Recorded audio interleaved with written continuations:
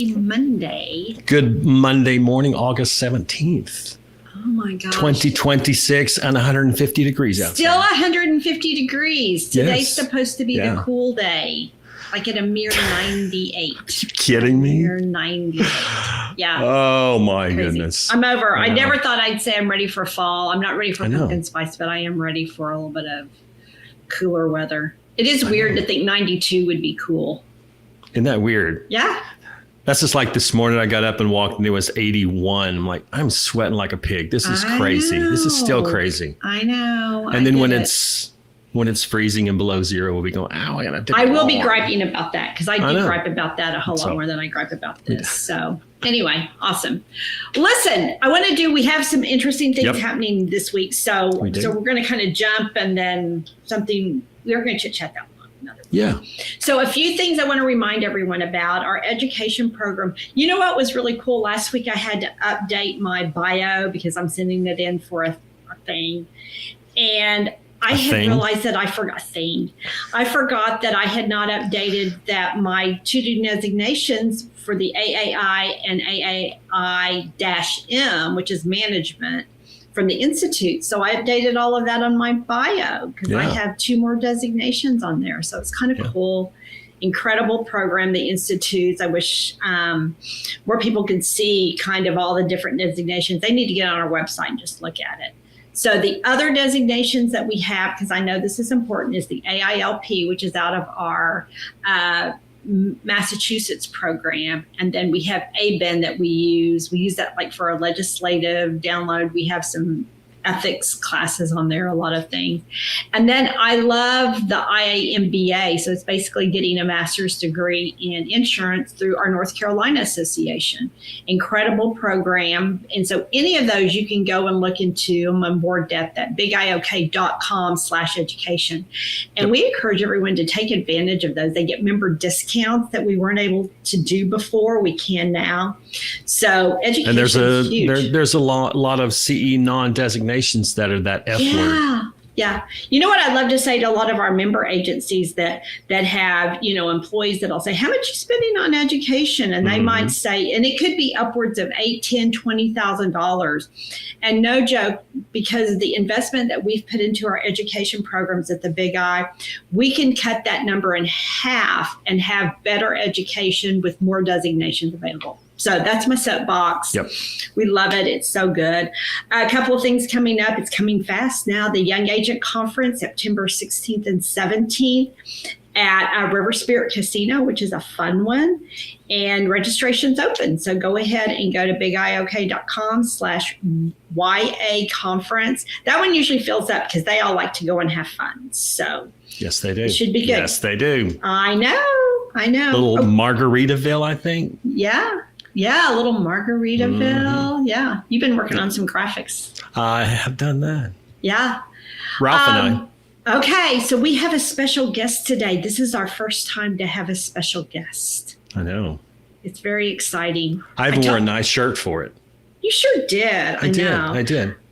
We told Andrew that he was our guinea pig, and so we're going to see. We're going to see how he does.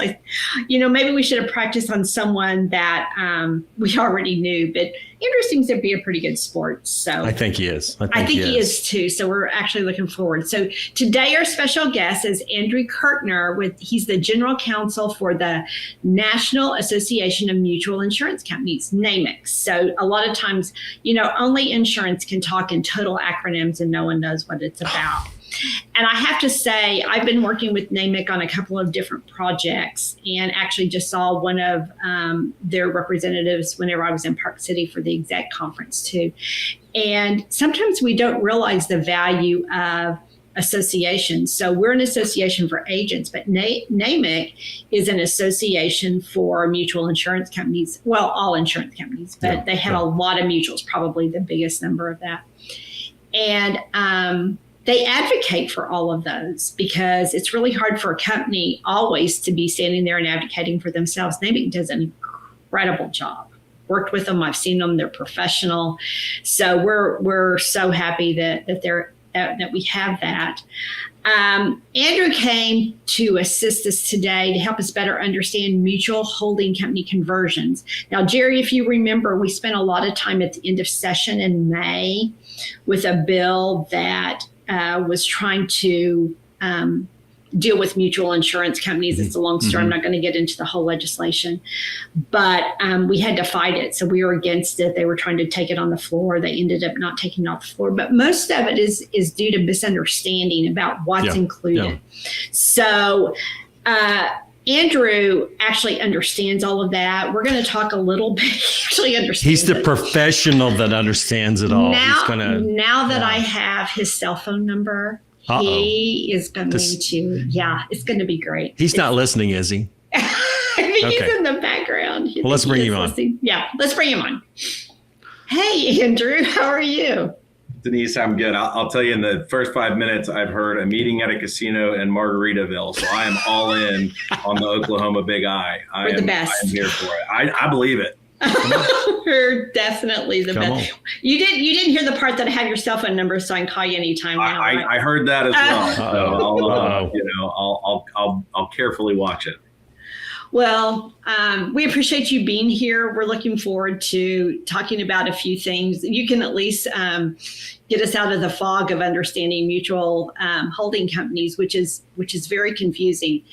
And we'll kind of go through a series of things. Jerry's going to ask questions. Jerry said he was going to pretend like he was the agent that didn't understand, and I was just going to be the one answering the questions. Pretend? So, yeah. The pretend one? Pretend. Well, you actually are a licensed agent. I'm a new agent, though. I know, that's true. I'm a young agent at 5 years old.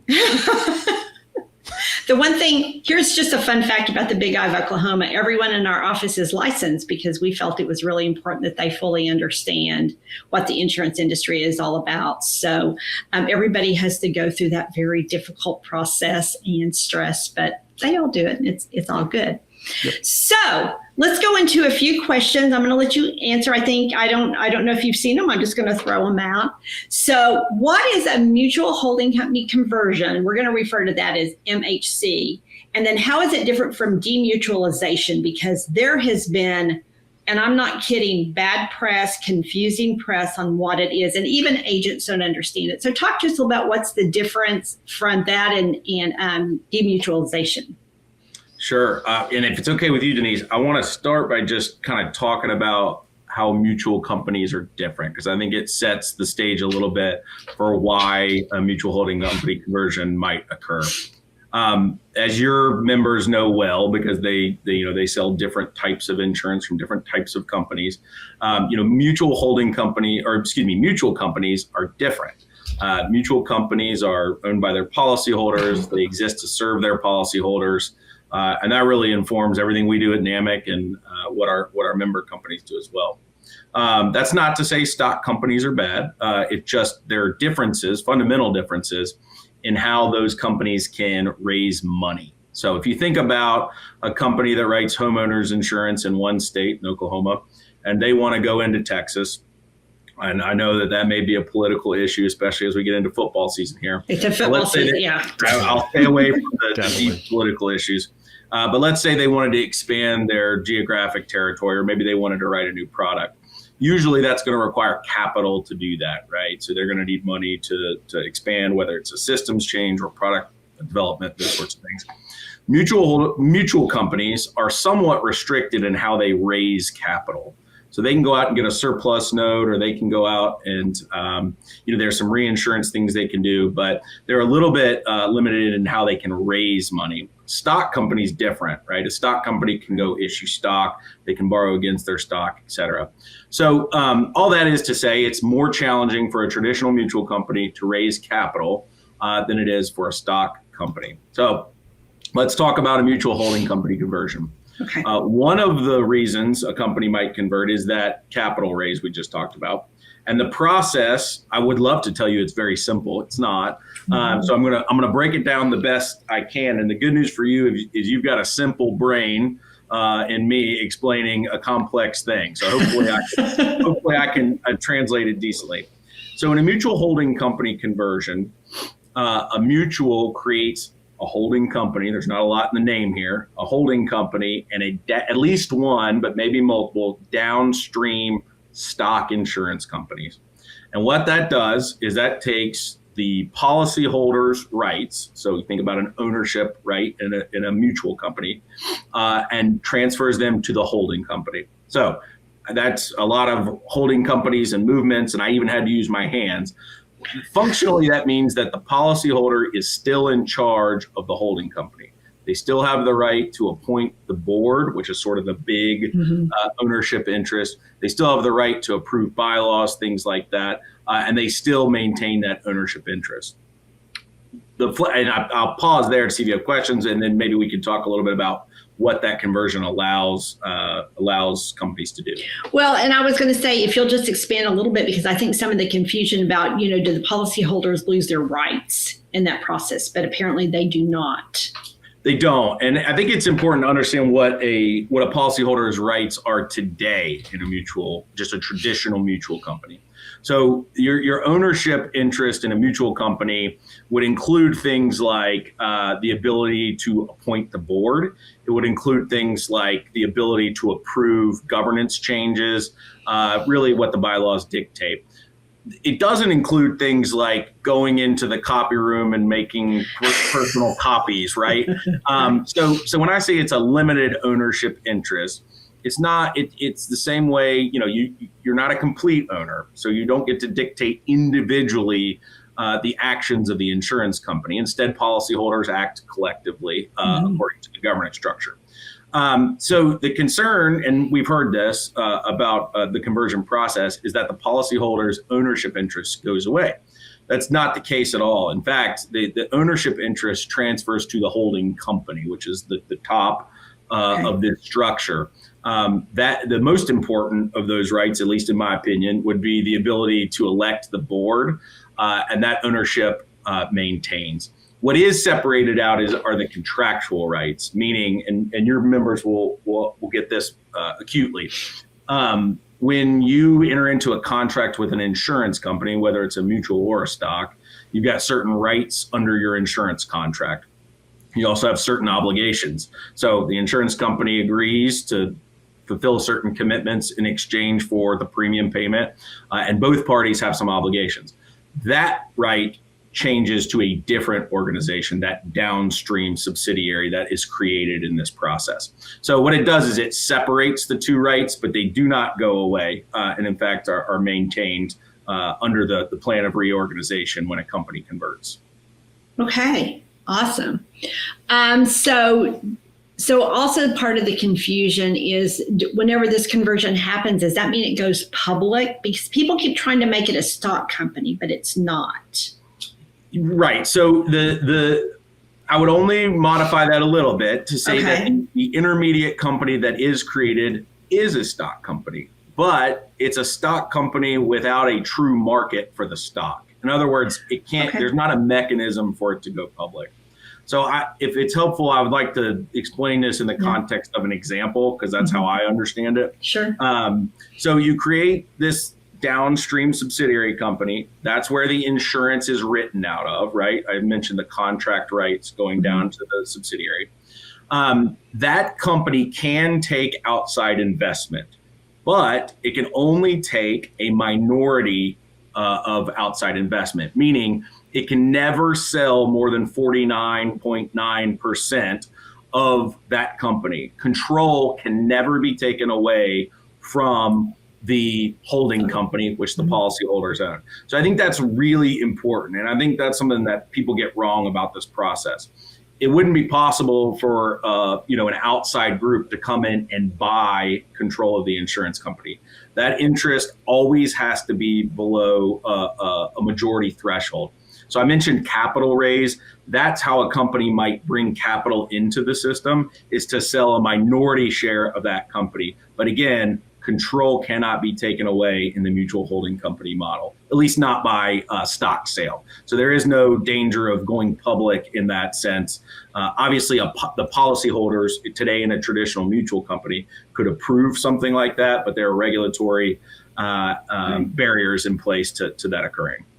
Okay. So you go back to the stock option, like people, so a normal stock company where you say they can buy stock options and then they can borrow against and all that. None of that can happen in a mutual holding company. Is that correct? Correct. So what you'd be looking at, let's say, for example, and really where you see this is in the context maybe of a joint venture. So let's say you have an insurance company, Denise Insurance Company, great insurance company, excellent customer service. And you decide you want to invest in this really cool company that monitors, home water systems for leaks, right? Mm-hmm. Your members will be familiar with these products and these examples. Mm-hmm. As an insurance company, you're looking for investments and you think that this will be an excellent thing for you to invest in. That might be hard if you're not sitting on a ton of surplus. That might be a hard investment for you to make. In a mutual holding company structure, you can take on some outside investment, deploy that capital to purchase or to invest in that outside group, and maintain that flexibility. So you would take on outside investment. I think the important thing I shouldn't say you definitely will.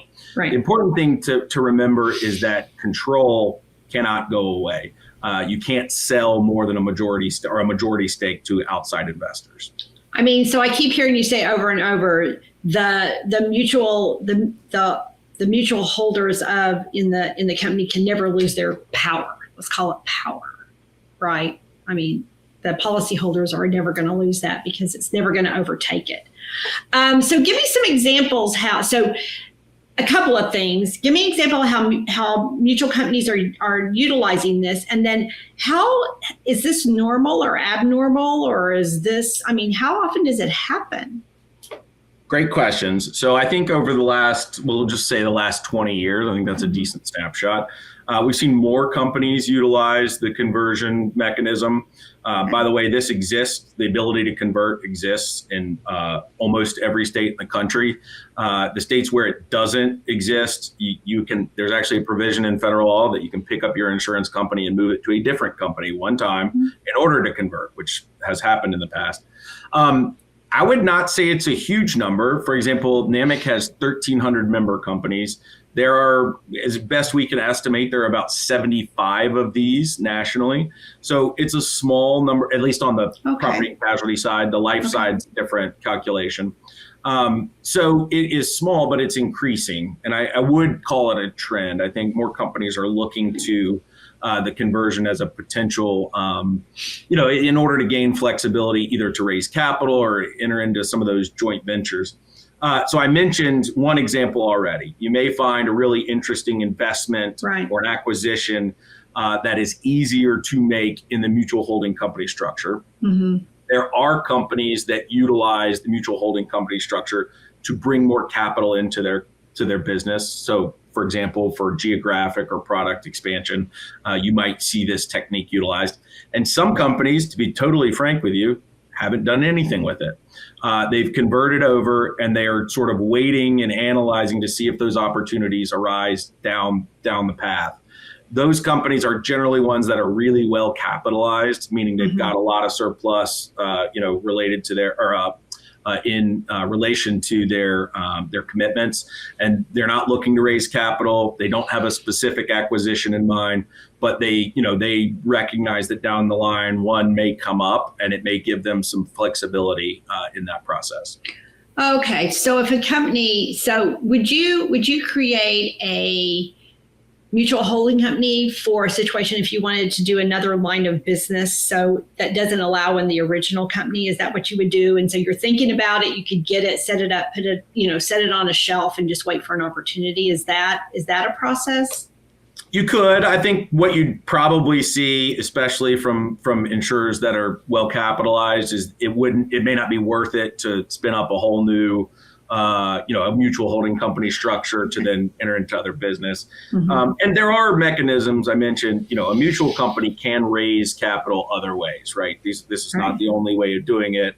I should point out, I don't want there to be the perception that we're encouraging folks to convert or that we think it's the best path. Mm-hmm. It's really an individual company determination. The average age of our member company is, at last check, is more than 100 years old, right? Wow. So yeah, so mutuals are strong. They're they're dynamic and they change, right, with the times. I think what you're seeing is, the world is getting faster and there is more going on, and mutual companies are looking for, continuing to do what they've done for hundreds of years. And that's change and be more flexible. And this structure can provide some additional flexibility there. Okay, so in reality, more diversity, whether that would be in whatever strength and liability, funding, whatever that would be. So that makes sense. So what about the policyholder? Like, what kind of approvals or votes are typically required? Because I think that would be confusing, because as we know, in a mutual company, that the policyholders get to vote. They vote on the board of directors, things like that, according to how their governance is set up. So how would it work in this second tier? Yeah, it's interesting. So maybe we'll take those separately. Let's talk about how you convert, right? I think one of the things I've heard kind of that's been the most wrong in Oklahoma in particular is the idea that the policyholders don't get to approve a conversion. That's not true. And I want to be really clear about that. In that sense, the policyholders are the makers of their own destiny, right? They get a choice here. In most states in the country, I can't speak to everyone, and I wouldn't give you legal advice on Oklahoma either, by the way. In most states in the country, there's a pretty clear process that's laid out. So a company would have to file with its regulator a plan of reorganization. As part of that reorganization, you have to show the regulator how you're talking to your policyholders. Mm-hmm. You have to show them the notice you're giving to them. You have to show them the notice for a policyholder meeting. And then finally, you have to have policyholder approval to proceed with a conversion structure. So, and that's before you even get to the regulator's approval of this plan. My point is, this is not a process in which a couple of executives can sit in a boardroom and say it's so, right? There are checks and balances all along the way, including a regulator, which I think is really important to point out. And even after conversion, these entities are required to file holding company filings. Mm-hmm. So the regulator can see into the business, they can see what's going on, they can ensure there's appropriate policyholder protection and solvency. So that's the conversion process. Okay, wait. So just one quick question. So the process in the middle of that, it's going to go to the regulator first, right? Because he's going to it's not going to go to a policyholder before it's approved by the regulator. Actually, you have to. One of the things you would show to a regulator is that so the regulator. There's two different ways it can work, and it kind of does depend on the state that you're in. You can either go to the regulator in advance and say, "This is our plan for communication to the policyholders." The regulator would sign off on that. You would get approval. Or the other way, right? You can secure the policyholder approval for the regulator. Yeah. The wisest way probably is to ensure that the regulator is on board with how you're communicating to your policyholders, right? Mm-hmm. Your members will recognize that in terms of things like disclosures on the policies, the specific language, the font size, those sorts of things that keep us out of E&O trouble, on the policies. That's the analog I'd draw. Okay, that actually makes a lot of sense, because there's a little bit of flexibility in there. They just have to decide what path there is and what communication is being done. Correct. Yeah, and I think the biggest thing to put an exclamation point next to is this can't just happen at the whims of the insurance company. The policyholders have to approve it, and the regulators have to approve it. And so I think the idea that people are deciding this unilaterally is just not. It's not accurate. It's not fair. You can quabble with the decision, right, if you want, but the process is pretty well laid out under state under state law and regulation, and there is a regulator involved, and the regulator's role is to make sure that the policyholders are being protected in the process. Yeah, which is actually their job. Absolutely. To look at that. Oklahoma City just had the Show Hamilton blow through. So it's not just a room where it happens. Like, there's a whole lot of other people. It's not just a backroom decision. I want to be a good partner to you, so I'm not going to sing The Room Where It Happened. Okay. That would be, Because that's what's going through my mind. I guess to draw that out a little bit, The Room Where It Happens is not just at the insurance company; it's at the regulator, it's with the policyholders, right. And ultimately, it's with, as you've seen, it's with the public, right? People have an opinion on this stuff, and they're certainly allowed to express it. I think the point I'd make is just let's grapple with the facts. Not with the perception. Mm-hmm. Yeah, it's really true. I always say that insurance in itself is a complex product. And so all the innuendos that go from there just make it even more so. So that's why we trust professionals. That's why we trust our regulators to look what's going to be best, because they're also looking out for the consumer, which I think is really important too, which is their number one, I think it's probably one of their biggest purposes that they have.